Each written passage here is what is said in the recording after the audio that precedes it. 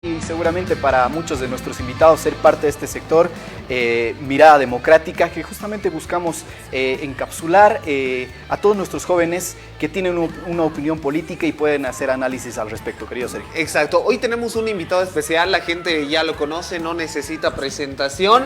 Él es comunicador, ha sido modelo y ahora lo vemos en otra etapa, ¿no es cierto? Algo que, por cierto, ha repercutido mucho en las redes sociales con personas que, como siempre, pueden estar en contra o a favor, pero bueno, él está aquí junto a nosotros para poder brindarnos la percepción que tiene de la actualidad y por supuesto también de cuáles son las propuestas que se vienen junto a su candidatura. Querido Nils, bienvenido, un placer tenerte acá en el programa. Muchísimas gracias primero a la producción, a ustedes por la invitación. Es muy importante tener este tipo de espacios donde los jóvenes hoy en día pueden desarrollar los criterios que tienen respecto a las políticas y la coyuntura nacional.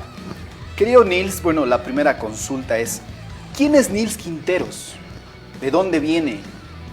Bueno, yo soy una persona de a pie, como la mayoría en el país. Soy una persona que viene de barrio prácticamente, que se ha ido formando de acuerdo a los años. He tenido la dicha también de tener mi formación académica en varias ciudades del país. Mi papá viajaba mucho, entonces hemos estado viajando por todo el país.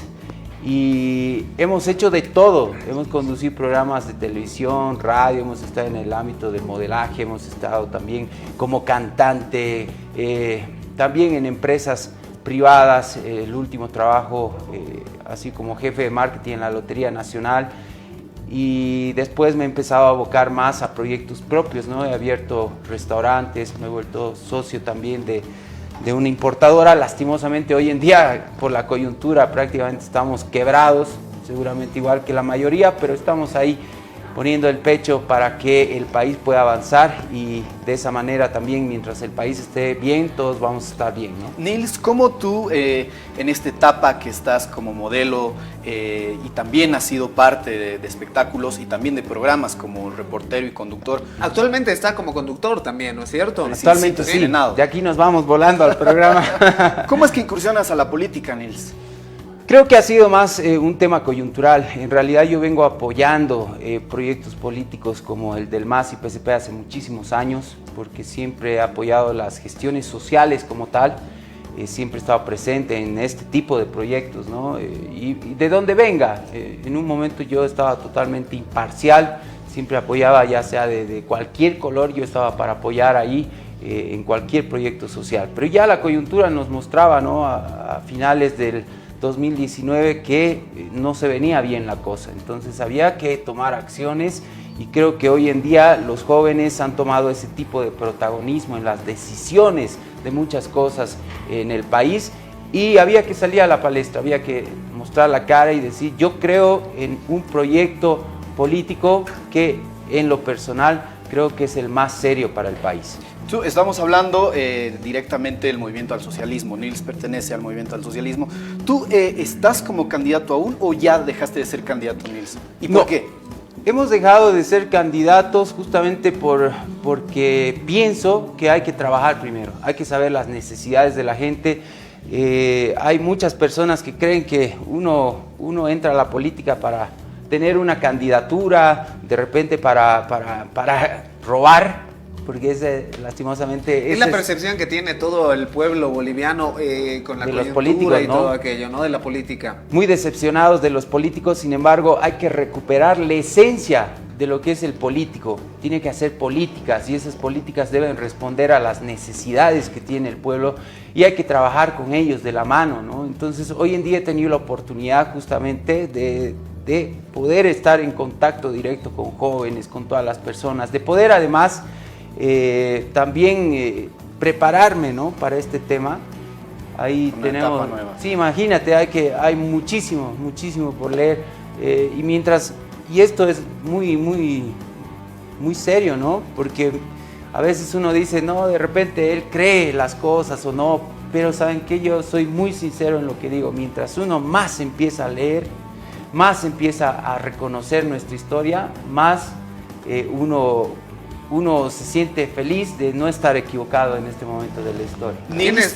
Perdón, sí, entonces, claro. ¿estás seguro que no está equivocado? Nils Quinteros no tiene ninguna duda en este momento de el proyecto, digamos, que tiene el movimiento al socialismo, pese a todo lo que se ha venido hablando, a todo lo que ha sucedido anteriormente, tú dices, estoy 100% seguro. Por supuesto que sí, y además la coyuntura también nos los muestra. Esta crisis social, política, ya se venía antes, no es por el COVID. El COVID es una crisis de salud que se ha dado, pero sin embargo ya venía una crisis económica, social, política desde octubre del 2019, ¿no? Exacto. Y hoy es lapidario ya el tema de la pandemia, porque no han sabido gestionar y poder responder a las necesidades de Bolivia como tal, ¿no? Y hoy los resultados son nefastos. Bueno, Nils, tú nos hablaste que dejaste de ser candidato y obviamente considerando que tú representarías a un sector joven, ¿no? ¿Podrías hablarnos de cuáles serían las necesidades de este sector joven a los que tú podrías recurrir o podrías gestionar si hubiese sido autoridad en determinado momento? Bueno, en realidad dentro de la juventud hay demasiadas necesidades, ¿no? Desde modificar la ley de la juventud, la 342, hay un proyecto también que muchos jóvenes quieren, que es el espacio como tal, ¿no? Un ministerio de la juventud que se encargue justamente de todas las necesidades que tienen los jóvenes. Hoy en día nos han cerrado en la cara prácticamente las puertas de la industrialización, por ejemplo, que va a ser, imagínense, un proyecto de casi 40 plantas a nivel nacional, donde los jóvenes, por supuesto, estarían ahí trabajando. De hecho, hay varios compañeros jóvenes que están en este momento estudiando en diferentes partes del mundo justamente para estas plantas nucleares de litio y de urea que hoy en día se han paralizado. Un poco hablando bajo la lírica que habíamos tenido la pasada semana y hablar un poco de la distribución de diputados, ¿no? y legisladores sobre todo, ¿tú consideras que esta distribución de legisladores es correcta, es justa? Porque, bueno, hay un miedo que le tiene la gente al voto rural y el voto ciudadano. ¿Qué consideras tú, estimado Nils? Bueno, imagínense las mentiras que se vienen formulando hasta el día de hoy de parte de este gobierno de transición, que hoy nuevamente quieren adoctrinar a la gente para que piensen cosas que no son reales. Lo hemos visto con el tema del fraude y hoy lo estamos viendo con este tema que tú bien lo mencionas. Les hacen creer a la gente que el voto rural vale mucho más que el de un ciudadano y eso es totalmente falso. El voto de una persona en el campo vale lo mismo que el voto de una persona en la ciudad. ¿Dónde entra la problemática? Y es muy extenso, pero quizás para que la gente pueda entender en su casa, es de que haciendo una comparación en este momento, la circunscripción 6 solamente en la ciudad de La Paz tiene 160,000 habitantes. ¿Y cuántos habitantes tiene Pando? 144,000. Entonces, ustedes, por ejemplo, estarían de acuerdo en dejar sin representación a toda una ciudad justamente por hacerlo proporcional. Más bien lo que se busca es justamente que estas ciudades más pequeñas, los lugares con menos habitantes, tengan la posibilidad de tener una representación justa. Eso es lo que mucha gente no entiende, de que hay ciudades, como nuevamente lo repito, Pando, que la población total, estamos contando niños, adultos, absolutamente toda la población está ahí por alrededor de un poco más de las 144,000 personas. Entonces aquí una sola circunscripción, la 6, tiene 160,000 y tiene un representante. Entonces a esta ciudad ya no le tocaría nada. Entonces el momento que realmente quieran modificar, ahí se van a dar cuenta nuevamente del error que tienen, porque le van a quitar representación a los lugares más pequeños. Y no creo que estén de acuerdo, o usted estaría de acuerdo, con que una ciudad solamente por tener menos habitantes no tenga representación. Claro, pero entonces consideramos de que algún diputado uninominal se jugaría quizás a una población más grande que quizás a algún departamento muy pequeño que no jugaría mucha representación. Es que lo que se busca es justamente ser equitativos, que todos tengan una representación, por más pequeños que sea. Incluso por eso mismo se han buscado pues las representaciones supra, ¿no? Que son especiales también, justamente para dar representación a todos, absolutamente a todos los bolivianos. Bueno, Nils, un poco para... En algún momento se decía, ¿no?, de que no se estaba atendiendo ciertas carteras como la salud, la educación, pero ha habido una respuesta inmediata. Hoy vemos justamente que se habían hecho varios hospitales, ¿no?, de que había habido ambulancias, había habido laboratorios, todo, y muchos centros de salud y hospitales que en este momento están en construcción, justamente para responder a las necesidades. Ha faltado tiempo, ¿no? Pero sin embargo ha habido una gestión. No creo que haya faltado tiempo porque han habido 14 años, ¿no? Sí. El decir que ha faltado tiempo, aceptaríamos, por ejemplo, de un gobierno transitorio como el de la señora Áñez, porque tiene meses y tiene definitivamente un lapso muy mínimo, pero 14 años yo creo, bueno, mi percepción, sí, creo que es suficiente como para poder solucionar problemas tales como los principales que tenemos, el tema de salud y educación, por ejemplo, ¿no? Lo que pasa es que hubiera sido lindo recibir un gobierno como lo ha recibido Áñez, con una estabilidad económica, con varios proyectos para el país, con toda estabilidad. Si hubiéramos recibido un país así, sin duda se hubiera hecho mucho, pero hay que recordar que este país no tiene 14 años. Claro. Venían 180 años de engaño. Bueno, imagínense entonces, la ley 21060 en el año 1985, ¿no?, que ha causado justamente toda la privatización y tanto daño al país que hoy se transforma en la 4272, ¿no? Bueno, el primer factor entonces es falta de tiempo, quizá. El segundo factor... El primer, no salud, tanto, sí, hay, por ejemplo, la salud, la educación, en todo donde vemos falencias, es justamente, quizás a mí, lo primordial que ha faltado es comunicación.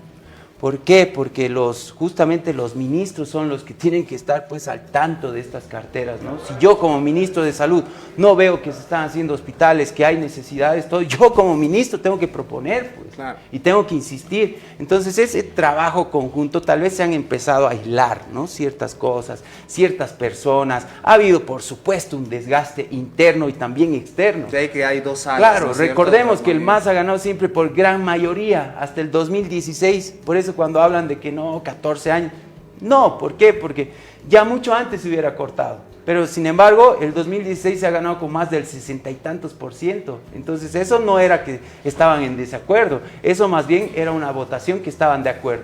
Después se viene ya lo del referéndum, donde por primera vez se pierde y ahí empieza un decline, ¿no?